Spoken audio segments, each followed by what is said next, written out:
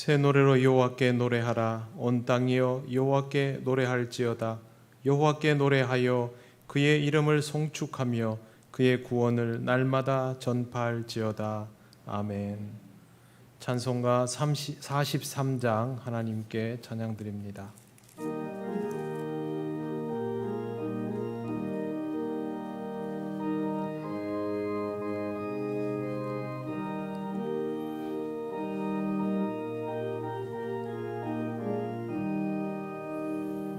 즐겁게 안식할 날, 반갑고 좋은 날, 내 마음을 편케 하니 즐겁고 기쁜 날, 이 날에 천하 만민 다 보좌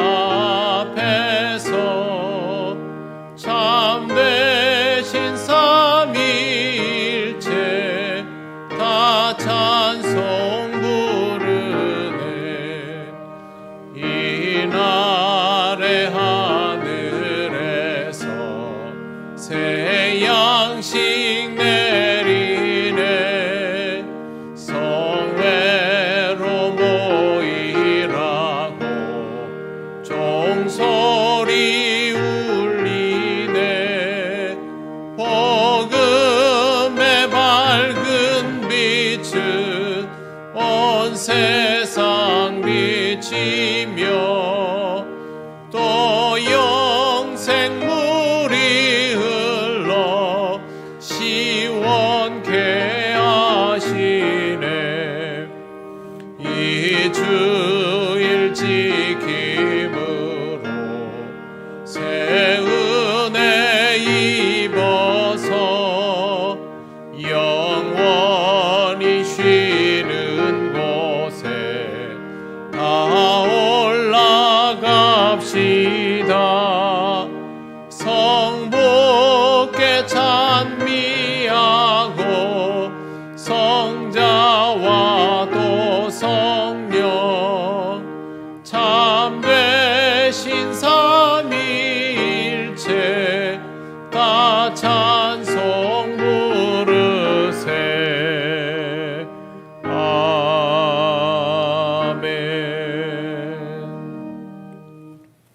성시교독 42번입니다.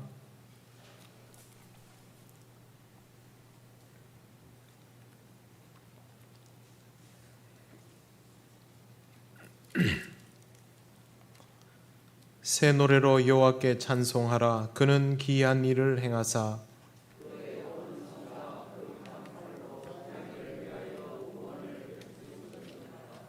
여호와께서 그의 구원을 알게 하시며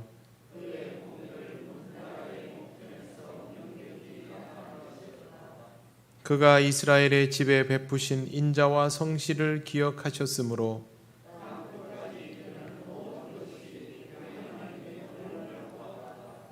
온 땅이여 여호와께 즐거이 소리칠지어다. 수금으로 여호와를 노래하라. 나팔과 호각 소리로 왕이신 여호와 앞에 즐겁게 소리칠지어다.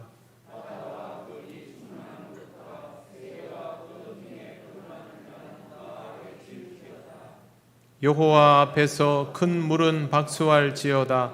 산악이 함께 즐겁게 노래할지어다. 아멘. 나는 전능하신 아버지 하나님 천지의 창조주를 믿습니다. 나는 그의 유일하신 아들 우리 주 예수 그리스도를 믿습니다.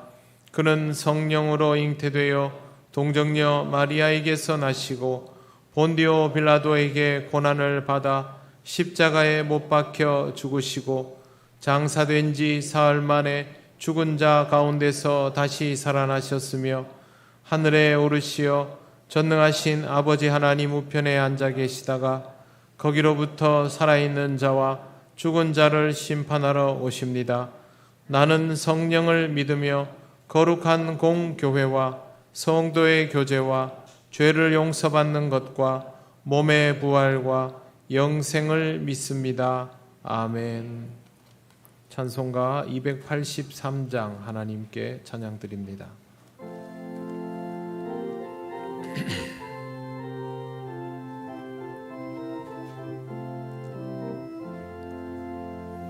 나 속죄함을 받은 후 한없는 기쁨을 다 헤아릴 수 없어서 늘 찬송합니다.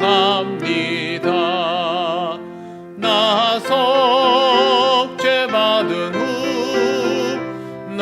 속죄받은 후 주를 찬미하겠네. 나 속죄받은 후 주의 이름 찬미하겠네. 나 속죄함을 받은 후 내 맘이 새로워 주 뜻을 준행하면서 죄 길을 버리네. 나 속죄받은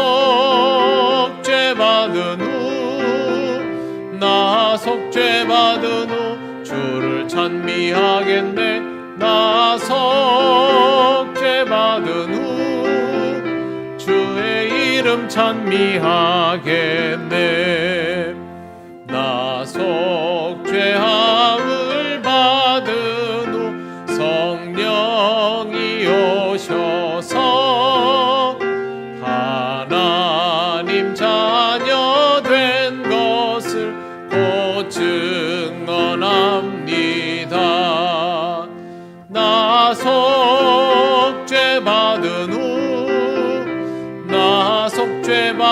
후 주를 찬미하겠네. 나 속죄받은 후 주의 이름 찬미하겠네. 나 속죄함을 받은 후 보혈의 공로로 내 주의 은혜 입으니 늘 평안합니다. 나 속죄받은 후 주를 찬미하겠네. 나 속죄받은 후 주의 이름 찬미하겠네. 아멘.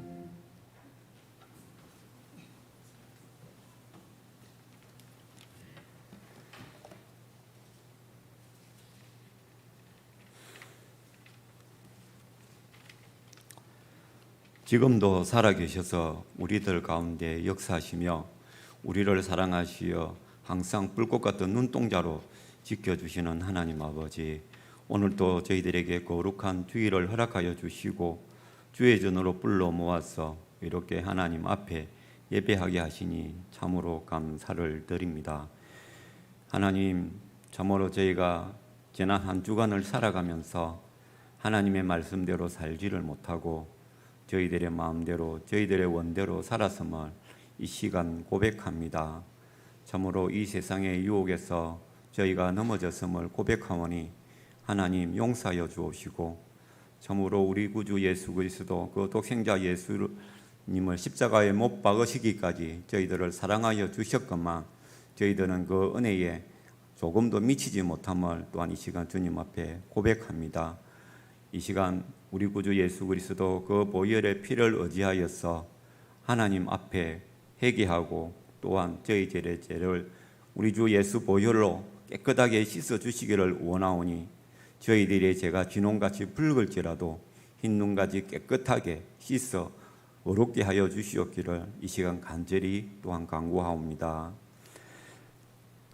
하나님, 참으로 지금은 말씀이 난무하고 말씀이 많은 홍수 속에 살아가는 저희들이지만 참으로 저희들이 믿음 위에 바로 서서 그 말씀을 온전히 구별할 줄 아는 은혜를 저에게 허락하여 주셔서 저희들이 믿음 가운데 온전히 바로 서서 걸어갈 수 있도록 하나님께서 저희들을 지켜 주시옵소서.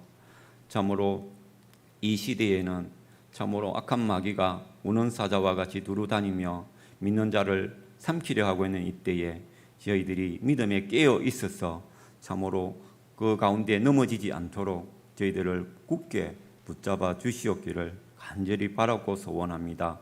미혹 때문에 넘어지지 않는 저희가 되게 하여 주시옵소서. 또한 저희 통영교회가 하나님의 말씀 위에 바로 서며 하나님의 은혜를 온전히 간구하며 저희들이 또한 말씀을 바로 배움으로 바르게 전하고 주의 영광을 나타내는 교회가 되게 하여 주옵시고 참으로 믿음 가운데 행복한 성도로 가득한 저희 통영교회가 되게 하여 주시옵소서. 무더운 날씨 가운데 참으로 너무나도 어렵고 힘든 시간들이지만 하나님 아버지 이 무덥고 힘든 시간 가운데서도 주의 은혜로 저희들을 지켜주셔서 또한 이렇게 무탈하게 하심을 감사를 드립니다. 특히나 연로하신 분들이 이 무더위 가운데 이 습한 날씨 가운데 건강 잃지 않도록 지켜주옵시고 또한 병원에서 집에서 치료 중인 성도들에게 하나님 쾌유의 은혜를 허락하여 주셔서 속히 나음을 허락하여 주옵시고 하나님 앞에서 저희들과 더불어 함께 기쁨으로 예배할 수 있는 그 시간을 허락하여 주시옵소서. 코로나19가 참으로 저희들에게서 떠날 듯이 하면서 떠나지 아니하고 저희들의 일상의 돌아오기를 간절히 원하고 또한 저희들이 그 회복을 바라지만 하나님 아버지 그것이 속히 이루어지지 않음으로 인하여서 저희들이 참으로 믿음 생활하는 것도 많이 힘들고 어렵지만 하나님께서 또한 이제까지 도와주심으로 저희들 모두가 이렇게 지내왔습니다. 하나님 참으로 백신으로 인하여서 저희들이 일상이 회복될 것 같았는데 그러지 못합니다. 치료제를 저희들에게 허락하여 주셔서 저희들이 치료함을 받음으로 일상이 속히 회복되어지고 저희 성도들도 이전과 같이 더불어 서로 함께 마주보며 식탁의 교제를 나누며 참으로 은혜를 풍성히 누릴 수 있는 그러한 시간이 속히 돌아오게 주님 도와 주시옵소서. 이 시간에 특별히 예배를 위하여 돕는 손길들을 하나님께서 기억하여 주시고 주께서 그 수고하는 손길들에 복을 더하여 주시옵소서. 또한 이 시간 말씀을 전가하실 목사님 위에 우리 하나님께서 함께하여 주시고 말씀의 은혜를 충만히 부어 주옵시며 성령 하나님께서 온전히 역사하여 주셔서 그 말씀이 전하여질 때에 한 말씀도 땅에 떨어지지 아니하고 저희 모두의 마음밭에 떨어져서 참으로 그 말씀이 저희들 가운데 역사하여 30배, 60배, 100배의 결실을 거두는 은혜의 말씀이 되게 하여 주시옵소서. 저희들이 말씀을 받을 때에 은혜로 받게 하여 주시고 아멘으로 받게 하시며 그 말씀이 각자들 저희들에게 주어지는 말씀으로 알아 하나님 그 말씀을 붙잡고 또 한 주간의 삶을 살아가올 때에 그 말씀이 저희들의 앞을 비추는 등불과도 같이 저희들의 삶을 온전히 비추게 하여 주시옵소서. 예배의 시중을 온전히 우리 하나님께 맡기오며 주님 홀로 영광 받으시기를 원합니다.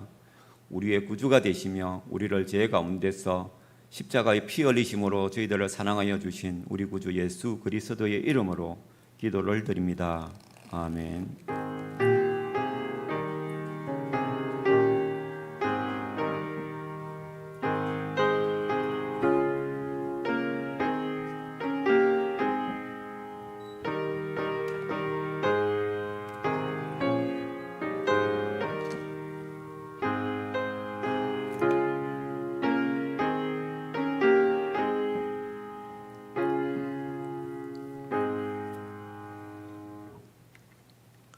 하나님 말씀 요한복음 3장 1절에서 8절입니다.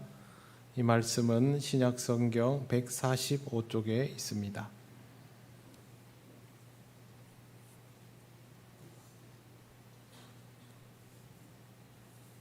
요한복음 3장 1절에서 8절 말씀을 봉독합니다. 그런데 바리새인 중에 니고데모라 하는 사람이 있으니 유대인의 지도자라.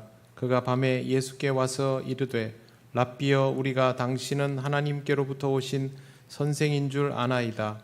하나님이 함께 하시지 아니하시면 당신이 행하시는 이 표적을 아무도 할 수 없음이니이다. 예수께서 대답하여 이르시되 진실로 진실로 내게 이르노니 사람이 거듭나지 아니하면 하나님의 나라를 볼 수 없느니라. 니고데모가 이르되 사람이 늙으면 어떻게 날 수 있사옵나이까? 두 번째 모태에 들어갔다가 날 수 있사옵나이까? 예수께서 대답하시되 진실로 진실로 내게 이르노니 사람이 물과 성령으로 나지 아니하면 하나님의 나라에 들어갈 수 없느니라. 육으로 난 것은 육이요 영으로 난 것은 영이니 내가 내게 거듭나야 하겠다는 하는 말을 놀랍게 여기지 말라. 바람이 임의로 불매 내가 그 소리는 들어도 어디서 와서 어디로 가는지 알지 못하나니 성령으로 난 사람도 다 그러하니라. 아멘. 기도드리겠습니다.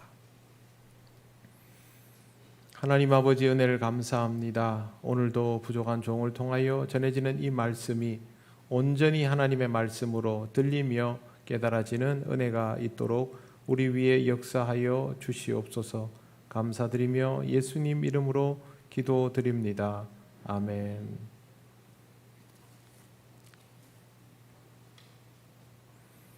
네, 우리는 신앙생활이 중요한 것을 압니다만 많은 사람들이 신앙생활이 필요한 줄도 모르며 일생을 살아가고 있습니다. 신앙생활을 좀 한 사람들 중에도 이제 교회를 어느 정도 다녔으니 이 정도만 유지하면 된다라는 생각을 하는 사람도 많습니다. 유대의 종교 지도자들도 자신들의 신앙에 나름대로 만족하면서 이 정도면 족하다라는 마음을 가지고 있었습니다. 과연 신앙생활이라는 것이 그 정도 선에서 만족감을 느껴도 되는 것인지 오늘 말씀을 통해 함께 살펴보겠습니다. 한밤중에 한 사람이 예수님을 찾아왔습니다. 그의 이름은 니고데모입니다. 니고데모는 유대인의 지도자요 바리새인이라고 소개되어 있습니다. 이스라엘 사회에서 유대 사회에서 지도자이고 바리새인이라면 개인이라기보다 공인으로 보아야 합니다. 이 정도면 자기 개인의 의지에 따라 움직이는 것이 아니라 자신이 움직이면 자기가 소속되어 있는 집단, 즉 바리새파나 유대 종교 지도자들 또 정치 지도자들의 행동으로 간주될 수 있기 때문에 신중할 수밖에 없는 위치에 있는 사람입니다. 그래서 니고데모는 사람들의 눈을 피하여 낮이 아닌 밤에 예수님을 찾아왔습니다. 그럼에도 불구하고 예수님을 찾아왔다라는 것은 자기의 인생에 무언가 필요한 것, 해소되어야 할 것이 있기 때문이었을 겁니다. 세상적으로 보면 이런 사람이 뭐가 부족할까라는 생각을 할 수 있습니다. 사회적으로도 저명한 사람이 되어 있을 것이고 또 정치적으로도 입지가 튼튼한 사람이며 신앙적으로도 어느 정도의 단계에 이르러 있는 사람일 것이기 때문입니다. 그럼에도 불구하고 그가 주님을 찾아온 것은 분명히 무언가 주님을 통하여 체험받아야 할 것이 있다라는 뜻입니다. 세상 사람들이 보기에는 부족함 없는 인생일지라도 이렇게 자기에게 부족한 것이 있다는 것을 알고 주님을 찾는 것이 굉장히 중요합니다. 인생은 살면 살수록 들여다보면 들여다볼수록 부족한 것들이 보일 수 있도록 하나님께서 만들어 놓으셨습니다. 그렇기 때문에 이런 자세를 가지고 있다는 것만으로도 좋게 볼 수 있습니다. 하지만 많은 사람들이 이 단계까지 가지 않습니다. 주님을 찾을 필요를 잘 느끼지 못하고 살아가고 있는 것이죠. 그렇다면 조금 더 자신의 인생을 들여다볼 필요가 있습니다. 그렇게 해야만 자신에게 무엇이 부족한지도 알 수가 있기 때문입니다. 니고데모는 예수님을 만나서 이렇게 말을 합니다. 랍비여, 선생님이라고 부르는 것입니다. 학교에서 학생을 가르치는 분을 선생님이라고 부릅니다.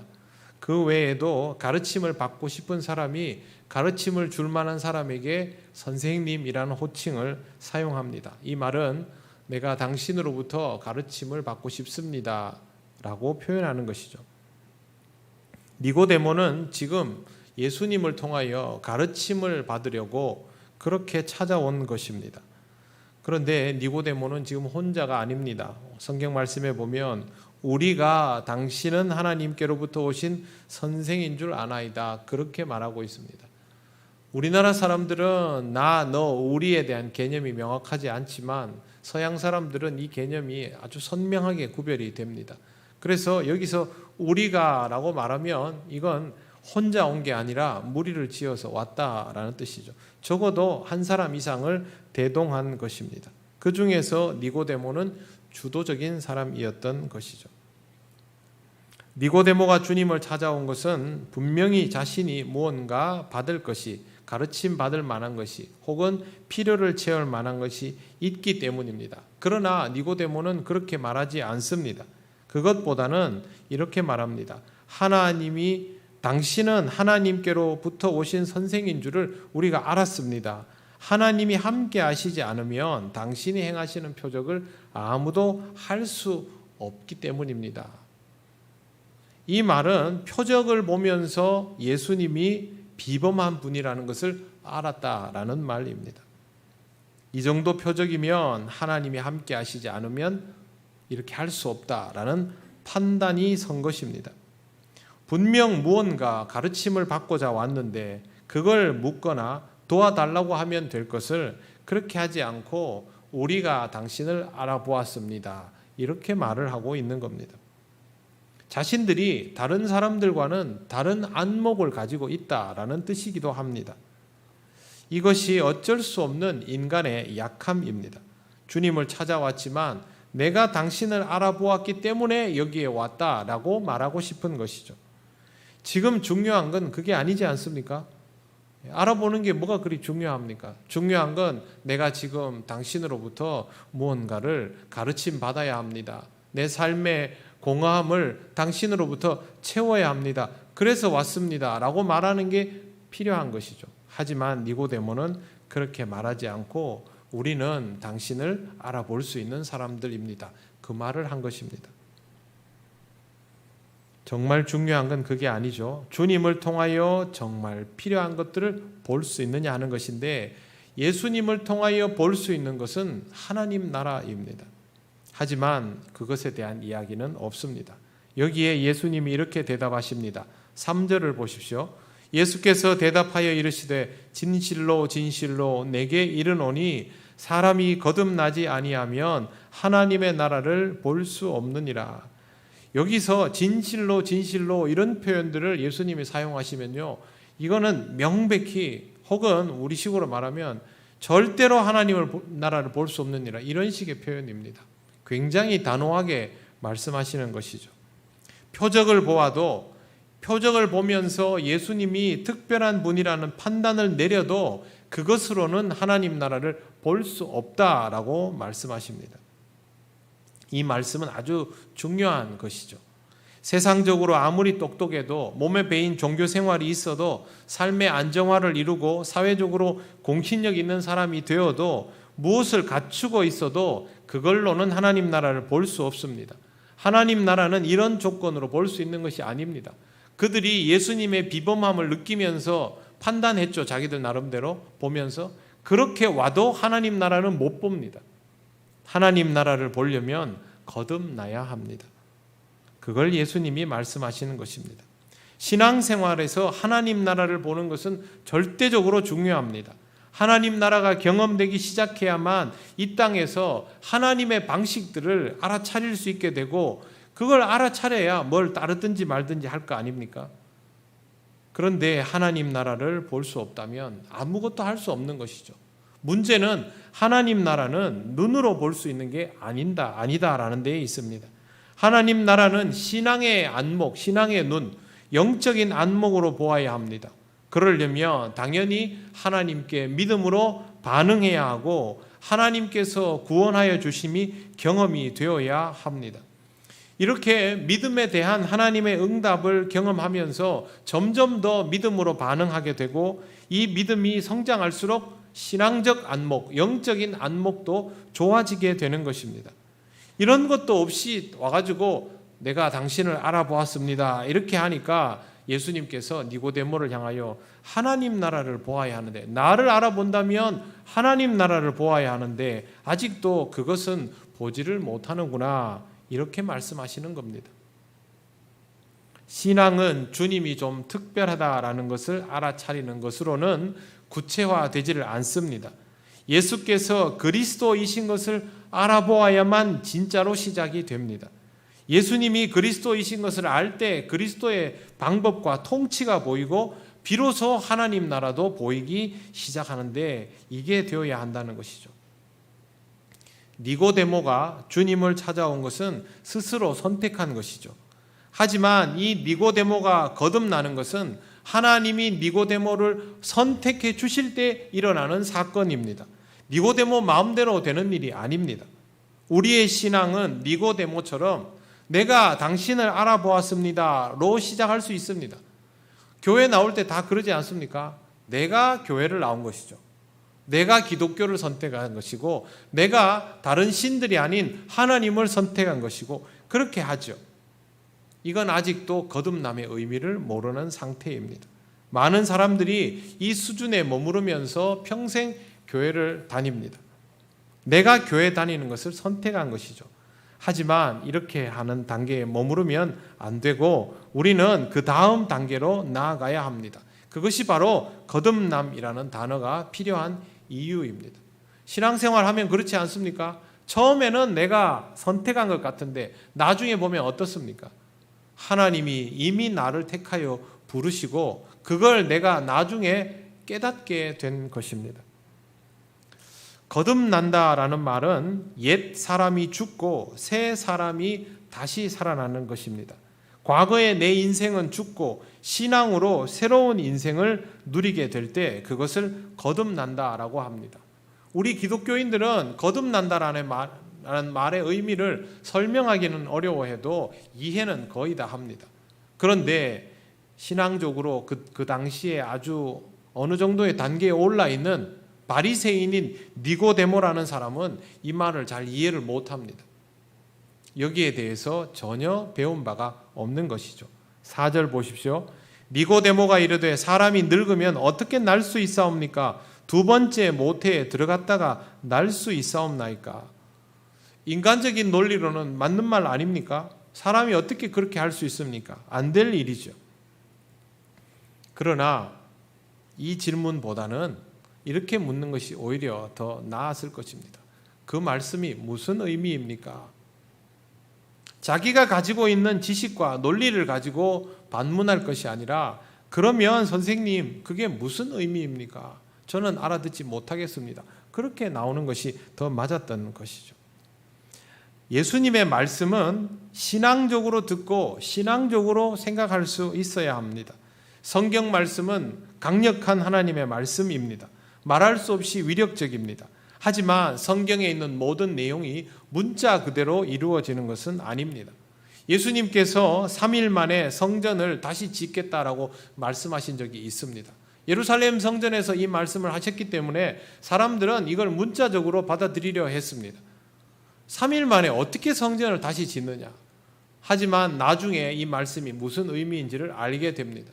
예수께서 십자가에서 죽으시고 3일 만에 부활하시는 것을 이르는 말씀이죠. 예수님은 자신을 성전이라고 말씀하셨기 때문에 이 말씀을 하시고 그대로 이루신 것인데 문자적으로만 보았다면 이 말씀은 지금도 이루어지지 않은 것이 됩니다. 하나님이 주시는 말씀에 도달하려면 하나님의 방법에 눈을 떠야 합니다. 물론 육체의 눈을 뜨는 것이 아니라 영적인 안목을 가져야 합니다. 그러려면 하나님의 말씀에 대한 이해도가 높아져야 하는 것이죠. 니고데모가 전혀 이해하지 못하는 것은 그가 매우 똑똑한 사람임에도 불구하고 이런 것들을 신앙적인 안목으로 바라보는 그런 이해도가 없다라는 것입니다. 이런 안목이 없는 니고데모에게 예수님은 이제 가르침을 주십니다. 5절 보십시오. 예수께서 대답하시되 진실로 진실로 내게 이르노니 사람이 물과 성령으로 나지 아니하면 하나님의 나라에 들어갈 수 없느니라. 물과 성령으로 나야 한다라고 말씀하십니다. 물과 성령으로 나야 한다라는 말은요, 죽어야 된다는 뜻입니다. 여러분, 거듭나려면, 다시 태어나려면 반드시 조건이 있습니다. 죽는 겁니다. 예수님도 죽으셨으니까 부활하시는 것이죠. 새 사람으로 나려면 죽어야 됩니다.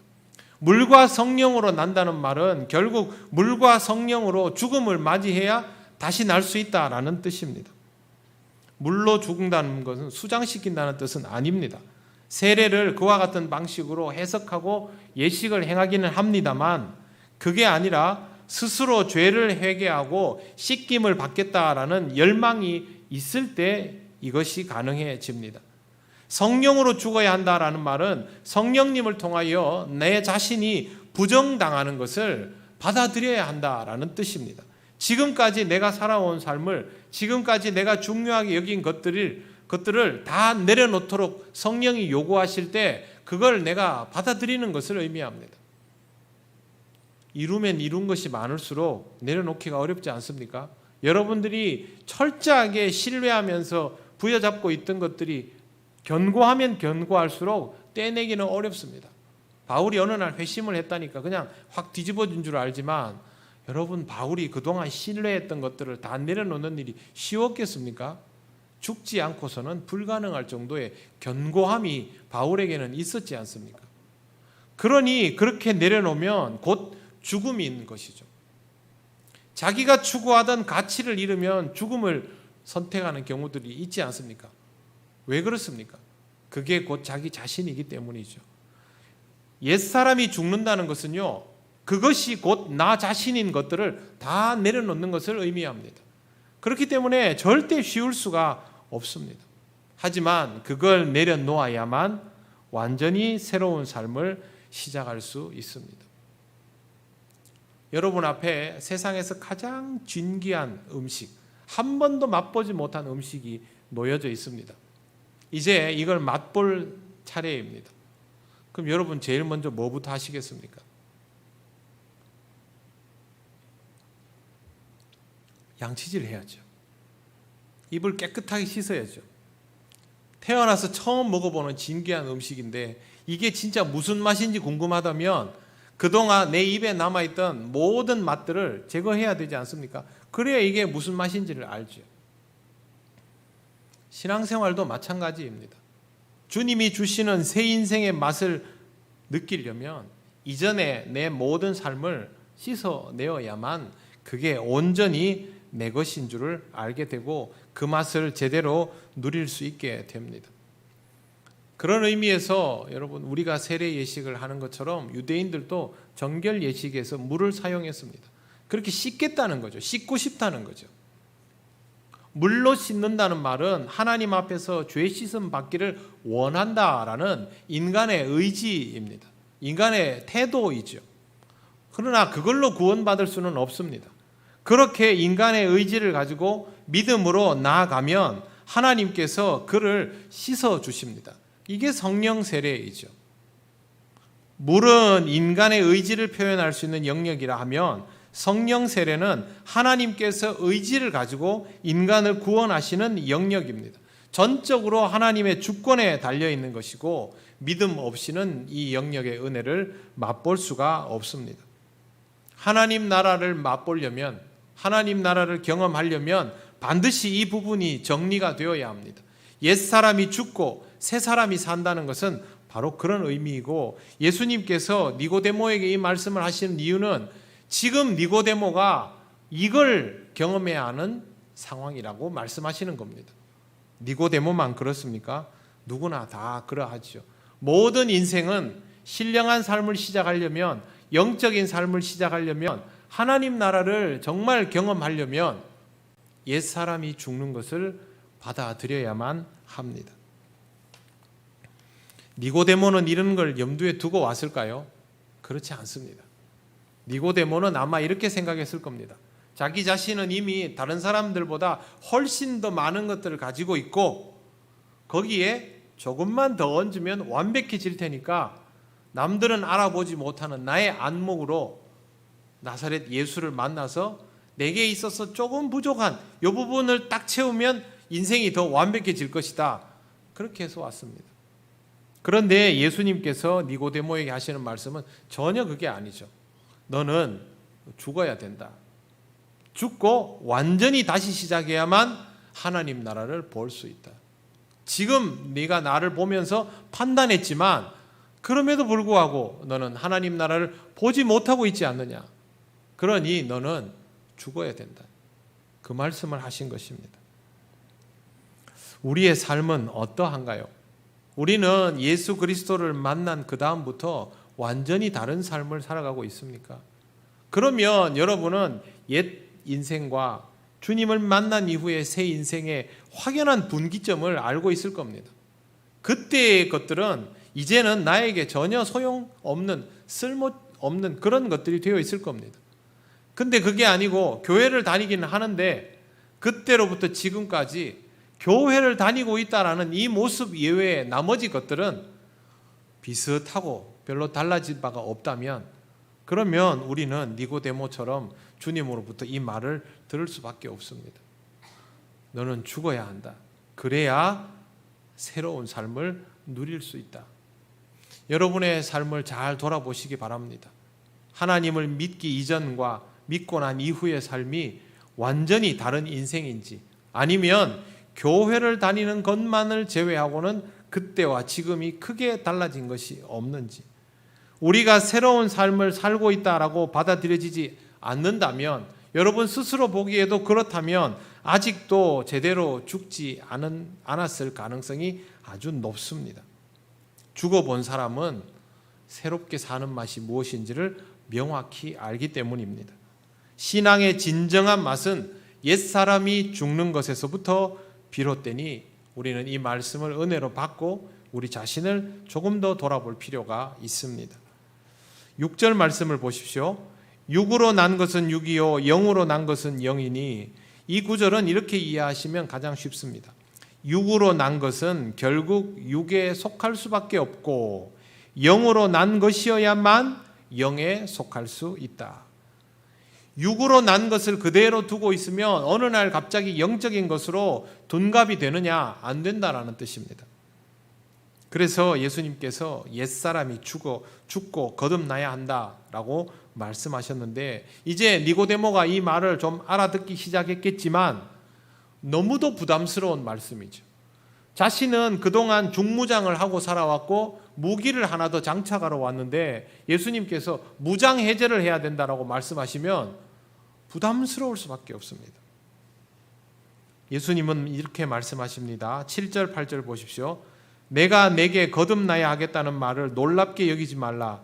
바람이 임의로 불매 내가 그 소리는 들어도 어디서 와서 어디로 가는지 알지 못하나니 성령으로 난 사람도 그러하니라. 성령으로 난 사람은 예측할 수 없다는 것이죠.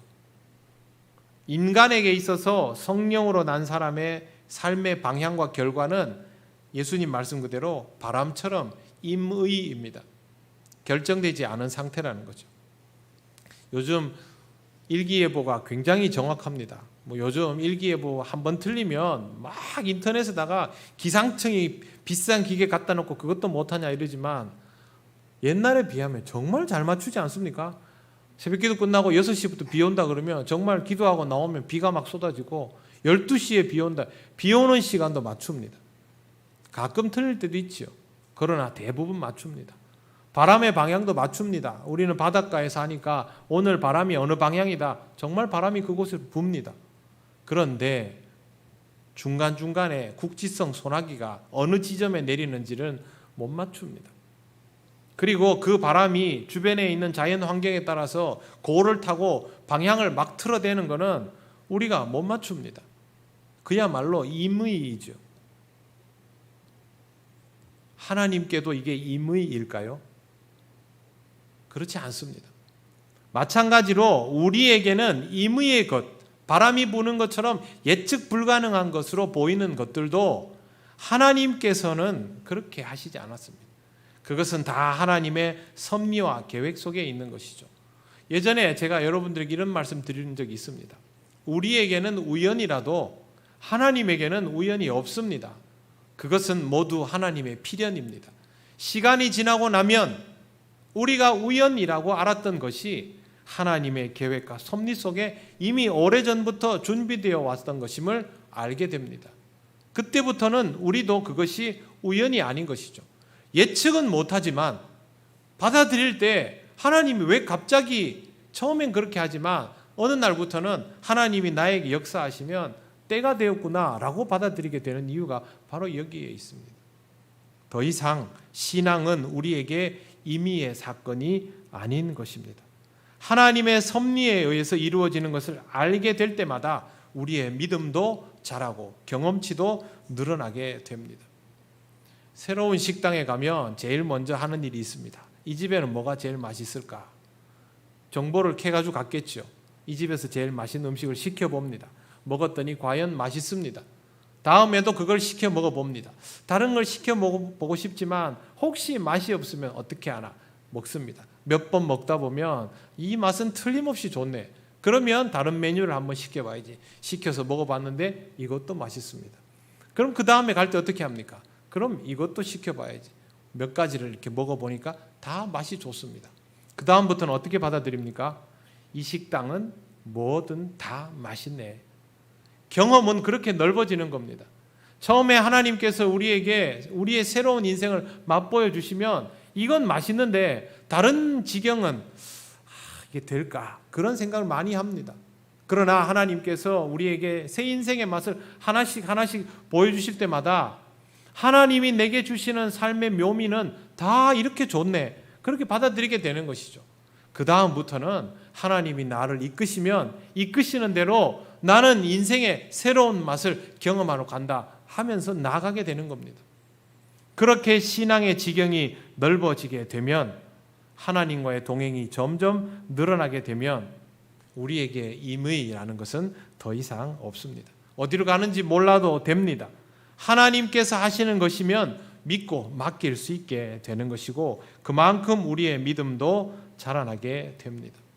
스스로 선택하여 주를 찾았다고 생각하는 니고데모는 이제 성령님께 자신을 맡겨야 하는 상황에 직면해 있습니다. 우리도 우리 나름대로의 인생을 살아가고 있다라고 자부하다가 주님께 붙들린 바 되었죠. 그래도 우리는 우리 인생을 우리 스스로 살고 싶어 합니다. 틈만 나면 나의 계획을 짜고 나의 일들을 실천하려 합니다. 하지만 우리는 하나님께 붙들린 사람들입니다. 그렇다면 오늘 말씀 중에 두 가지를 꼭 기억하시기를 바랍니다.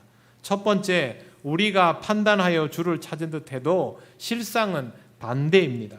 주님이 우리의 인생을 통하여 우리를 부르신 것이다 라는 사실을 꼭 기억하시기를 바랍니다.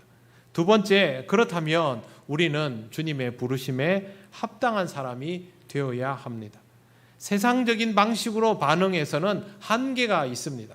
그게 아니라 영적으로 신앙적으로 반응하도록 익숙하여지시기를 바랍니다.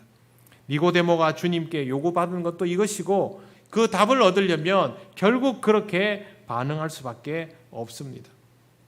거듭남이라는 것은 신앙적으로 반응하는 것을 통하여 확인이 될 수 있습니다. 이 세상을 살아가다 보니 이 세상의 논리를 따를 수밖에 없게 되고 이 세상의 반응 방식을 취할 수밖에 없게 되지만 그렇게 해서 우리가 얻는 결과들이 무엇입니까? 신앙적인 결실은 없습니다.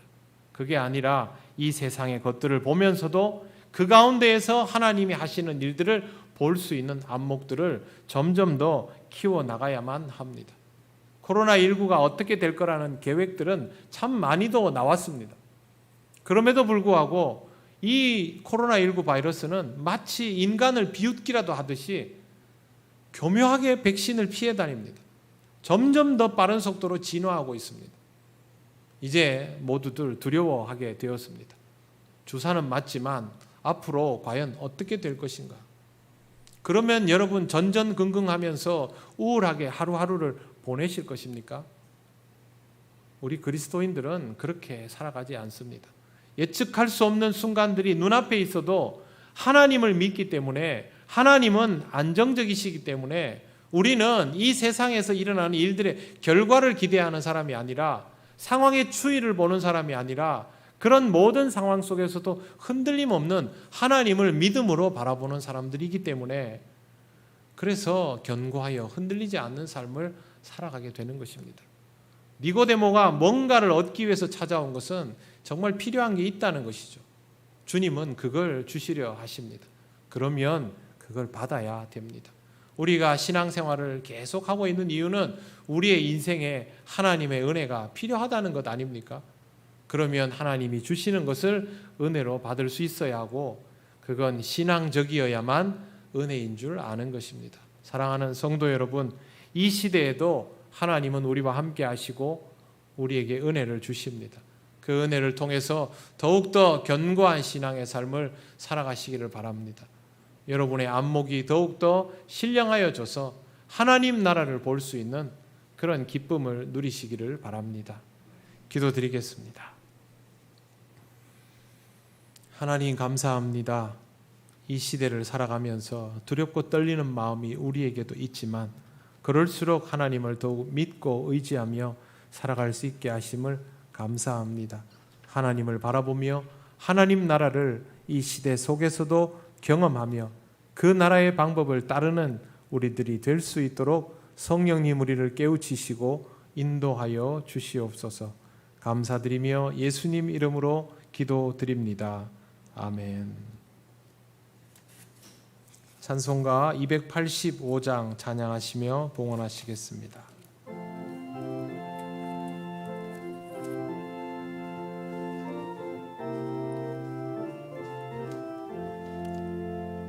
주의 말씀 받은 그날 참 기쁘고 복되도다. 이 기쁜 마음 못 이겨서 온 세상에 전하노라. 기쁜 날 기쁜 날 주 나의 죄 다 씻은 날 늘 깨어서 기도하고 늘 기쁘게 살아가리. 기쁜 날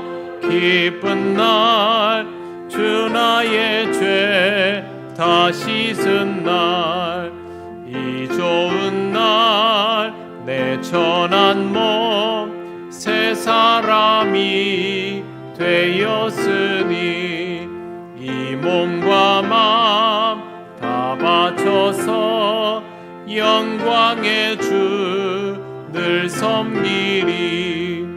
기쁜 날 주 나의 죄 다 씻은 날 늘 깨어서 기도하고 늘 기쁘게 살아가리. 기쁜 날 주 나의 죄 다 씻은 날 새 사람 된 그날부터 평안한 마음을 있어서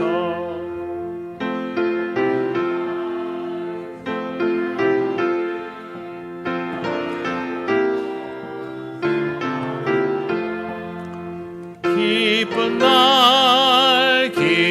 날 주 나의 죄 다 씻은 날 늘 깨어서 기도하고 늘 기쁘게 살아가리. 기쁜 날 주 나의 죄 다 씻은 날.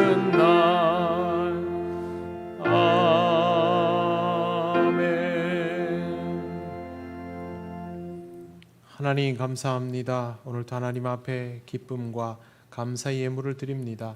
언제나 우리의 마음이 이와 같도록 하나님께서 늘 함께하여 주시옵소서. 다음 한 주간도 하나님의 은혜로 살아가는 우리 통영교회 모든 가족들 되기를 원합니다. 성령님 함께하셔서 힘이 되어 주시고 필요한 것들을 채우실 때마다 깨닫는 은혜가 있게 하여 주시옵소서. 감사드리며 예수님 이름으로 기도드립니다. 아멘.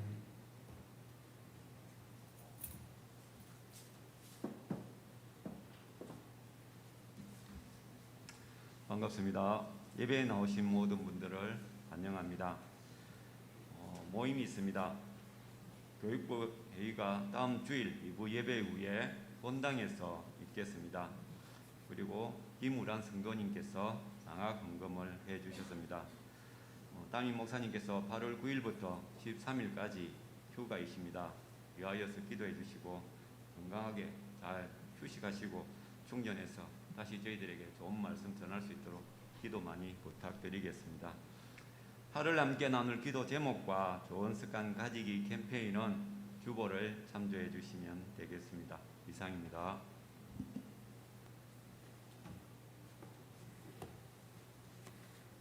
네, 저는 일주일간 휴가를 좀 가지고 오겠습니다. 뭐 피서를 가는 것은 아니고요. 저도 거리두기를 잘 지켜가면서 그렇게 휴식하고 오겠습니다. 여러분들도 강건하고 평안하게 잘 지내시기를 바랍니다. 지금 코로나19가 계속 확산 일로에 있습니다. 지금처럼 교회에 오시면 방역 수칙을 지켜주시고 여러분 생활에서도 방심하지 않도록 그렇게 방역에 만전을 기해 주시기를 바랍니다. 아울러 이웃들을 위해서 기도하는 것도 잊지 않고 해 주시기를 바랍니다. 제 자리에서 일어나셔서 예배드린 교우들과 인사를 나누시겠습니다.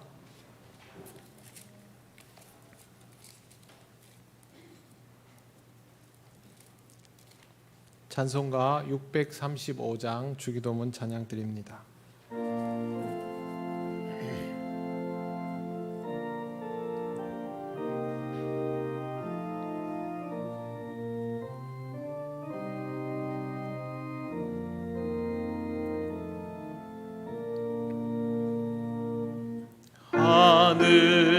하늘에 계신 아버지 이름 거룩하사 주님 나라 임하시고 뜻이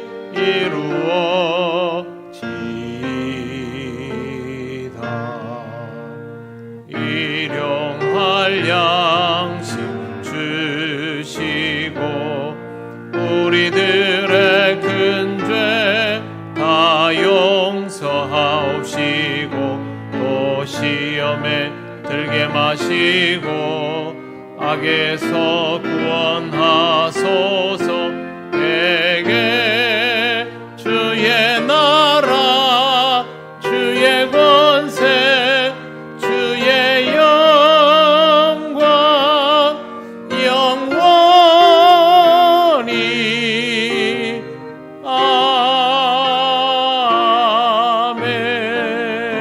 아멘. 우리 주 예수 그리스도의 크신 은혜와 하나님 아버지의 놀라우신 사랑과 성령님의 교통하시고 인도하여 주심이 거듭난 삶을 통하여 하나님 나라를 이 땅에서 보며 주님과 동행하기를 원하는 이 시간 예배하는 권속들 위해 영원토록 함께 하시기를 간절히 축원하옵나이다. 아멘.